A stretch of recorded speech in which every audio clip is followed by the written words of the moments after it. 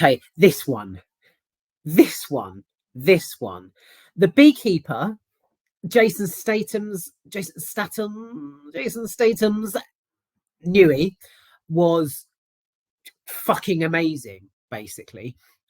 Right, so I went to see this with a guy I know, and well, I mean, halfway through, we were both desperate for the toilet. His waters broke. He had to go running to the bog. I held my pee because I didn't want to miss.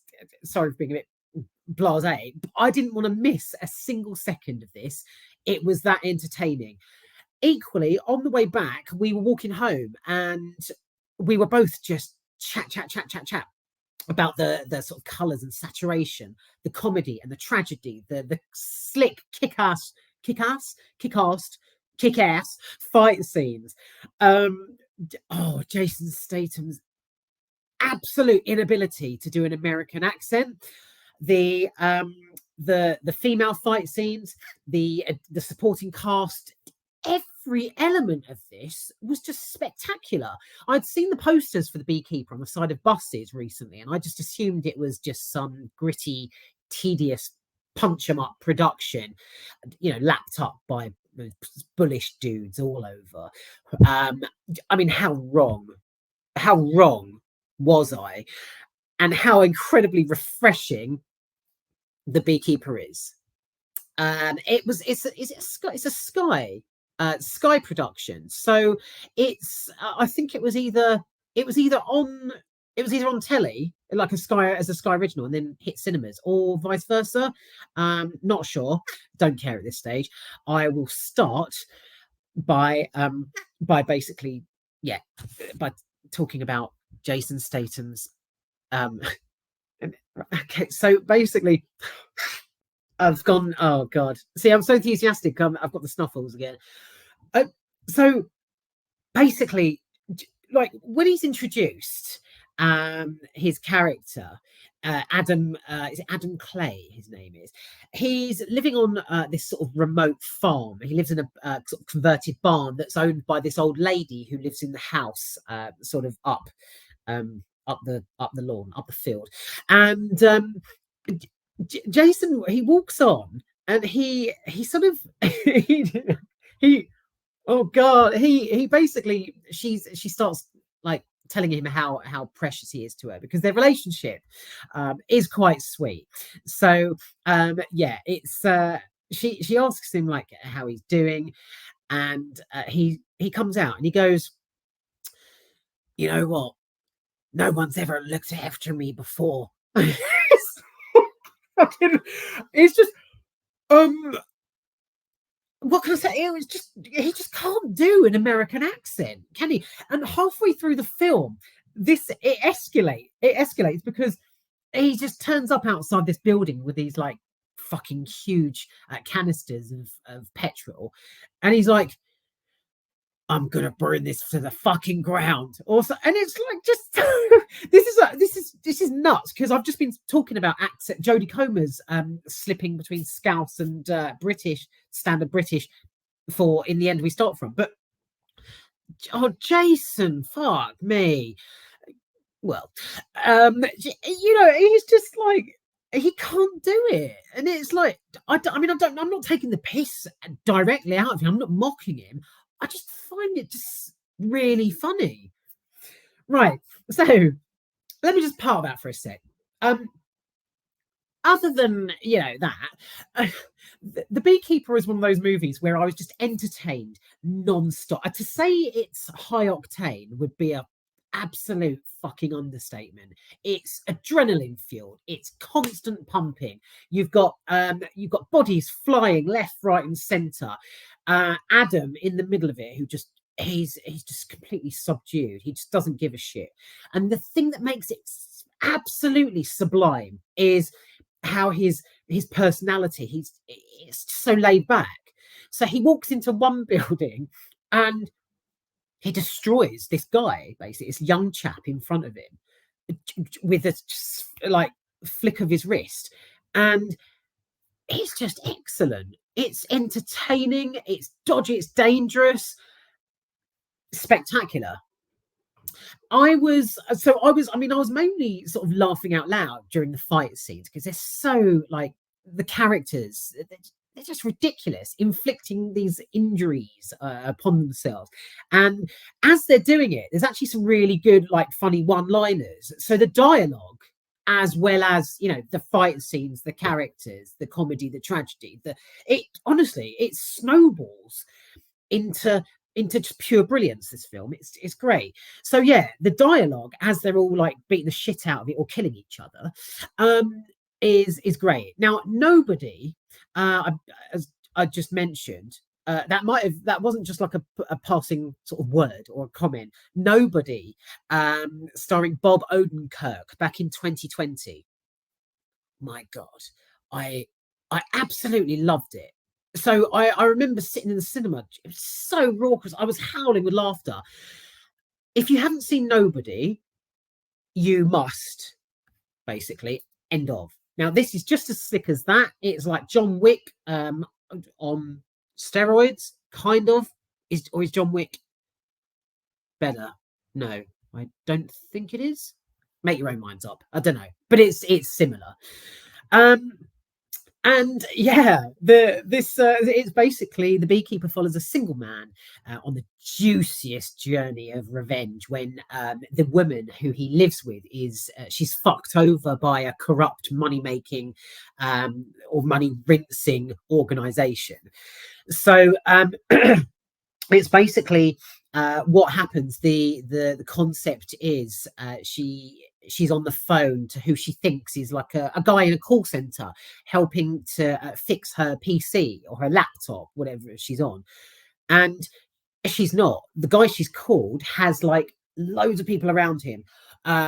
Side note, the richness of the picture here is brilliant. All the sort of fluid, like the fluid, deep purples and pinks, because he's in this like neon office where he's surrounded by screens of people that he's fucking over around the globe.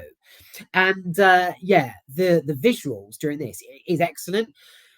Something else to add to the element list. And she's on the phone to this guy, and he's like, okay, well, I'll tell you what, Eloise, what you need to do now is you need to press this button and that button, and all these pop-ups come up on a screen. And she's like, oh, but I don't think this is supposed to happen. And he's like, no, that's fine. Just close every window you see and enter this like precious code. And so he's like, he gets her basically to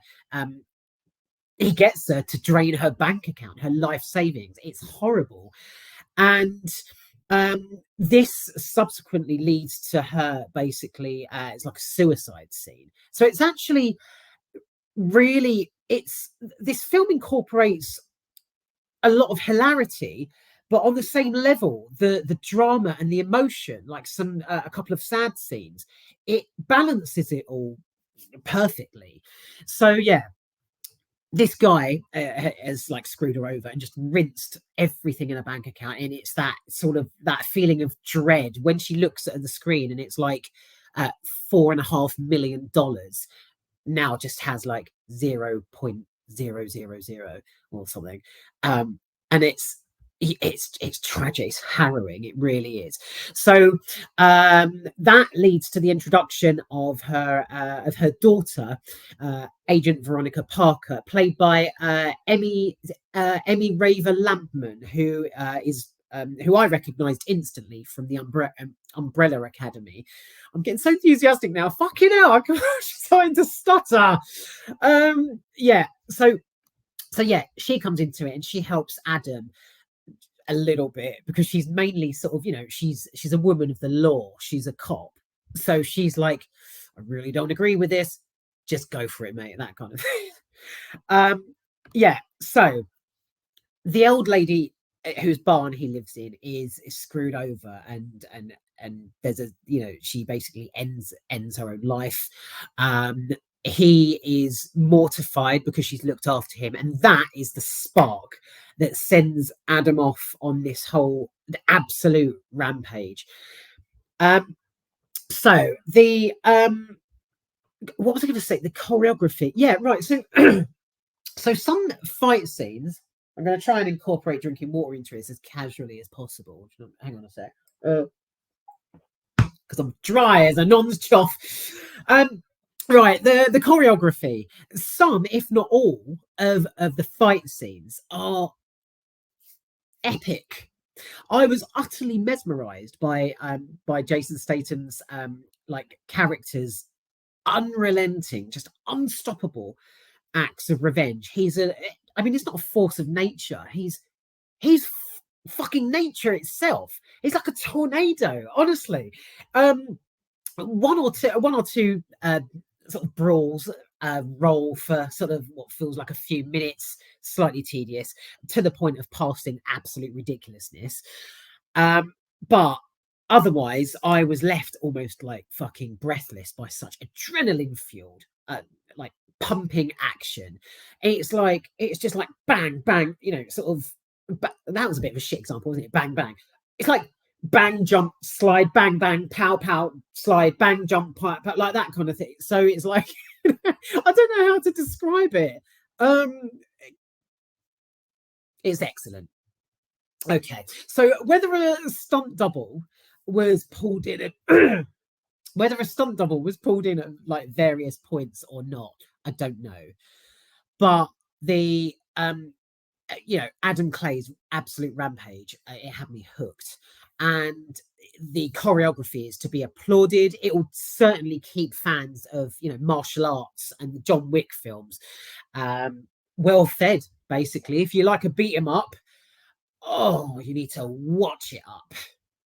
So, yeah, the like I said, that most of the fights are played out while he's having like a just standard conversation with someone. So it's like, I told you I wanted to get through a door, and you didn't fucking let me in. So what's net like, And it's like, it's brilliant. It really is. And yeah, the you must be right, my replacement scene is nuts. This character is introduced, his obviously replacement, and she there's these like backflips happening onto like the car bonnet, and he's like, I told him I wasn't ready to fucking retire yet. What the hell are you fucking doing it? And he's going at it, and he's just talking to her as he's doing it. It's fucking excellent. Oh my god.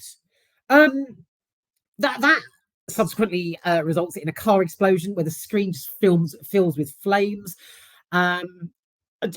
He's like whips out a knife, stabs her, slices her up, and it's just fucking hilarious. I shouldn't say it, I mean, in any other film, a fucking killing scene is not hilarious. Here, it's funny, basically. Right, so yeah, like I mentioned, the drama in The Beekeeper, there's a hint of it, especially, like I say, which it with between Adam and Eloise. So it's really nice. The dynamics are just it balances sort of the emotional themes nicely. And yeah, he's basically she falls victim to this corrupt organization who perform this phishing scam. And yeah, it's about her. She's out of the picture, and then he just goes out and just it's like do you remember Kill Bill? Uma Thurman. I love that film. It's almost like that. Only he doesn't have like a sort of shopping list to tick off. Right. So yeah, there's not much need for, and there isn't sort of lengthy relationship analysis through this either. The limited scenes between the pair at the beginning of the film provide a sort of like a bite-sized look at how much she means to him, and I think that's all you need, really, because that basically just gets the ball rolling. Yeah, it's like a touch of fondness that lays the foundation and the reasoning behind his absolute carnage later on. So yeah, the call, going on to the call center, like I say, it was the colors that got it for me. I don't know what it is. I just love like purples and pinks and blues and greens, and when they're sort of screened with absolute just delicious clarity. God, it's nice. And this was it, the lead scammer, he's absolutely fucking bonkers. He doesn't act bonkers, but it's his character overall. He's standing proud of what he's doing. It's horrible. And he's like shirt and tie. So he's like penguin suit, massive like ear to ear grin as he effortlessly just coaxes personal information out of people worldwide who fall victim to him. And he's like, he's a classic case. Fucking, it reminds me actually a bit of Apple when I phoned Apple uh, about my Mac, like my AirPlay doesn't work or something. And he's like, "Oh yeah, well, I can see you're having trouble accessing your account. Let me help you. If you could just open the web page, sir.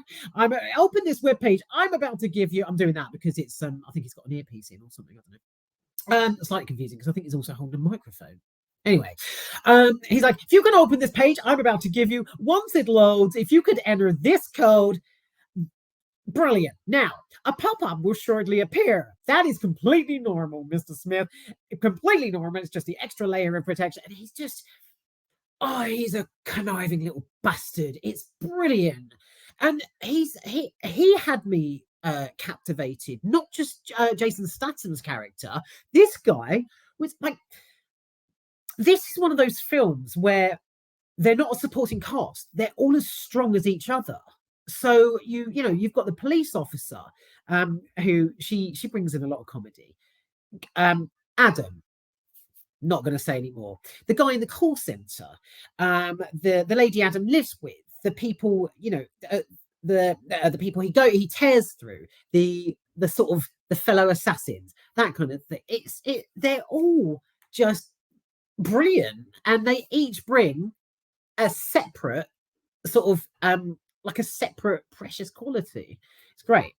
So yeah, he's the guy who plays the scammer. He basically his facial expressions are just are excellent. I was laughing all the way through his scenes, and when it's that classic, when Eloise is on the phone to him, he's like, "Cool, right, yeah. If you can enter your bank password now."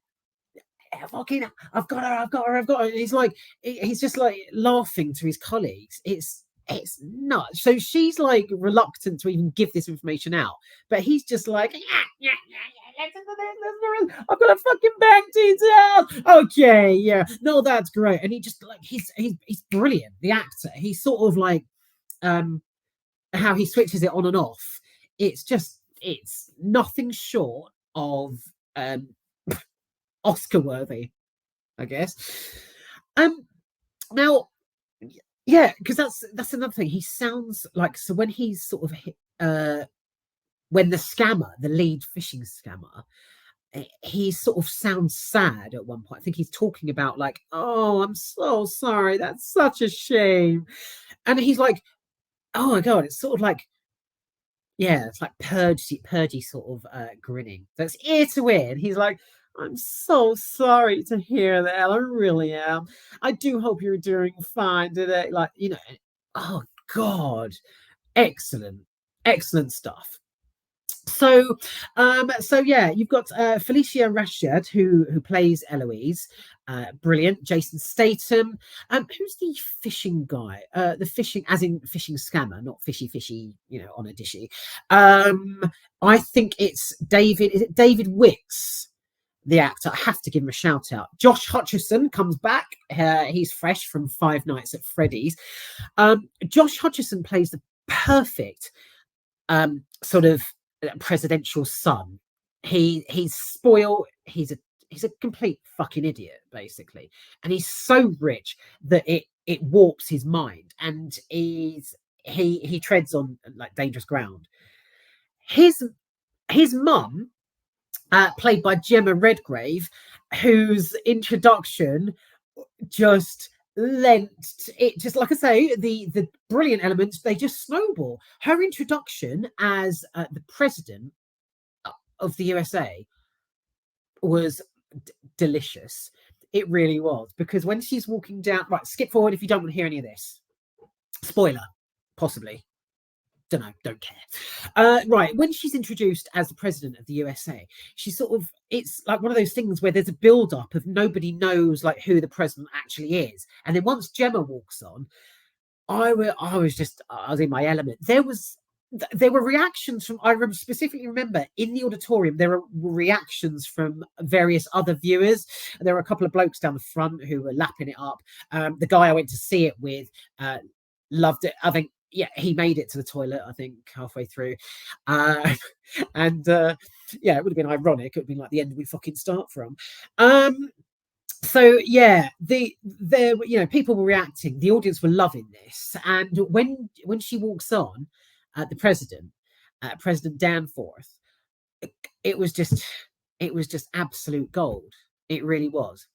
Never really been a like sort of great fan of Gemma Redgrave. She kind of plays the same sort of, it's really strange because here in this film, in The Beekeeper, she's like American, but she's kind of the same as you'd see her in Doctor Who.